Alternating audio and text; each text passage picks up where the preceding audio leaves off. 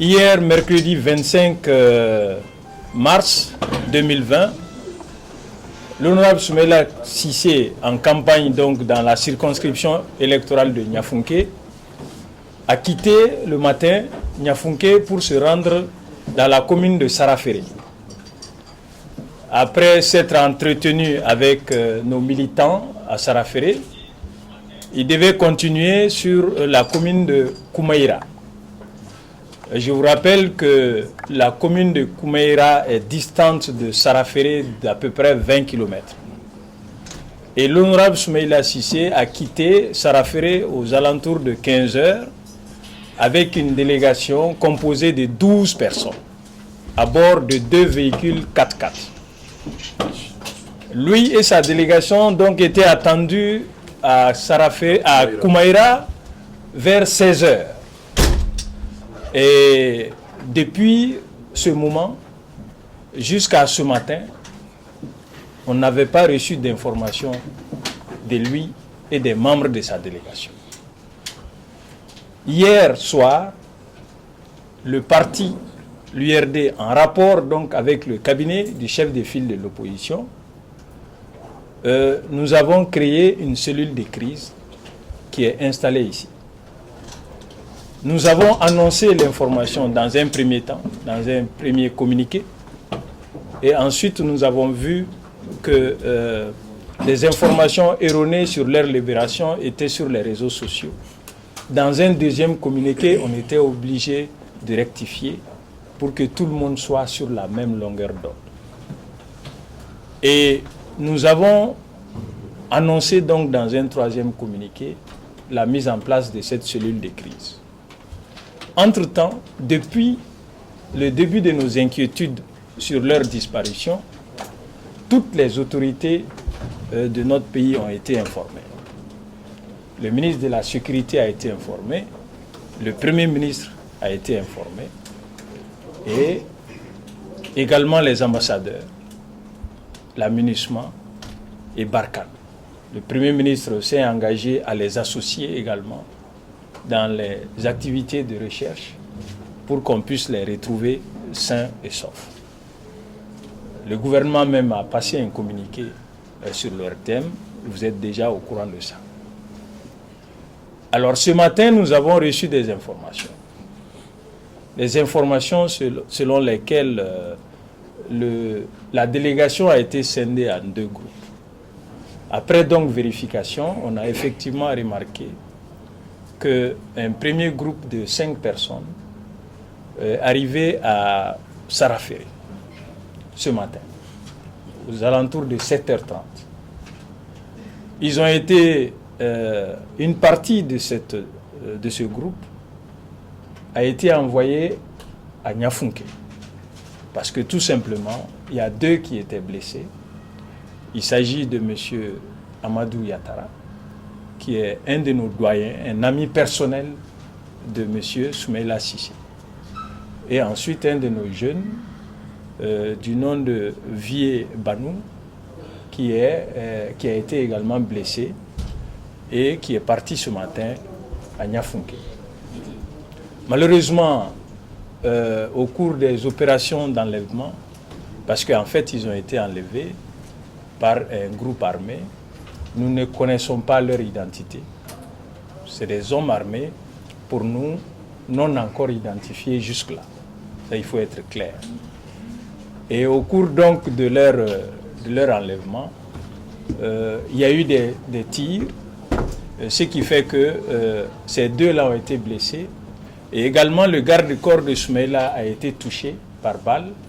Malheureusement, il n'a pas pu survivre à ses blessures.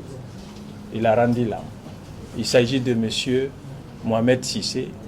Son corps a été envoyé à la morgue du centre de référence de Niafunké ce matin, au même moment que les 2 blessés qui sont arrivés à Niafunké. J'ai parlé de 5 personnes. Les 2 autres les 2 autres rescapés sont restés à Saraferi. Il s'agit de M. Draman Koulibaly et de M. Mahamadou Yattara, qui est le fils du doyen Amadou Yattara, qui a été touché par balle également. Donc, tout ceci, à l'exception donc du garde-corps, les 4 autres sont de Niafunké. Ce sont nos militants de Niafunké. Ils n'ont pas quitté Bamako pour aller avec l'honorable Soumaïla Cissé. Quand il quittait Bamako, il était avec une délégation. Et cette délégation, avec 2 autres de Niafunké, y compris lui-même, sont à cette heure-ci entre les mains des assaillants. Donc pour l'instant, l'honorable Soumaïla Cissé n'est pas libéré.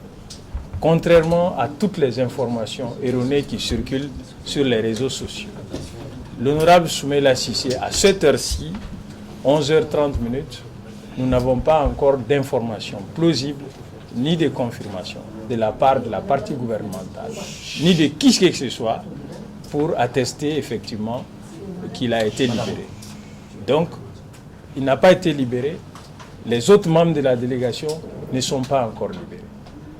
Donc, il était bon pour nous de vous informer de cette situation. Et cette cellule de crise a l'obligation de continuer à vous informer et à vous donner surtout la bonne information. Parallèlement donc à tout ce qui se passe, au niveau de la cellule de crise, nous avons formé diverses délégations. Une délégation est présentement en train d'aller dans la famille du défunt pour présenter nos condoléances et surtout soutenir moralement la famille de M. Mohamed Cissé, qui a été pour notre président, pour notre parti, un garçon exemplaire, très sérieux, qui connaissait très bien son travail, très bien éduqué, très poli, et nous gardons de lui de très très bons souvenirs. Un homme engagé qui était vraiment apprécié de tous, ça je peux l'attester. Nous regrettons vraiment ce qui est arrivé. Nous avons condamné cette attitude-là. Nous l'avons condamné dans notre communiqué.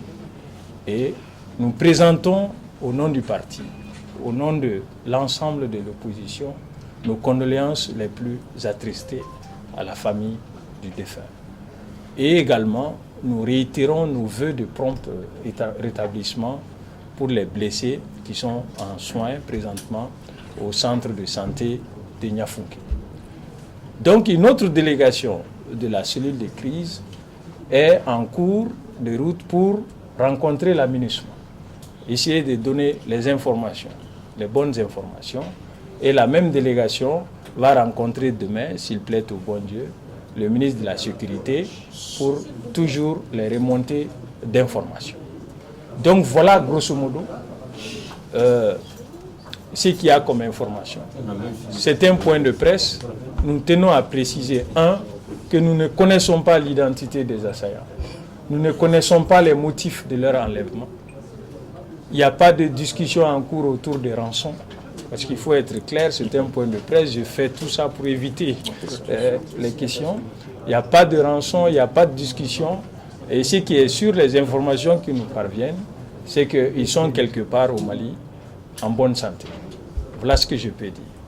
Et s'il y a d'autres informations, nous allons vous informer, soit par voie de communiqué ou par un autre point de presse, si c'est nécessaire, en fonction de l'évolution de la situation. Nous voulons vous rappeler qu'il faut vous en tenir uniquement à nos documents officiels, à nos communiqués officiels. Toute autre information, en dehors de ce staff qui est là, n'engage pas l'URD, n'engage pas l'opposition par rapport à cette affaire. Nous tenons à le préciser parce que nous ne voulons pas qu'il y ait des spéculations autour de cette affaire.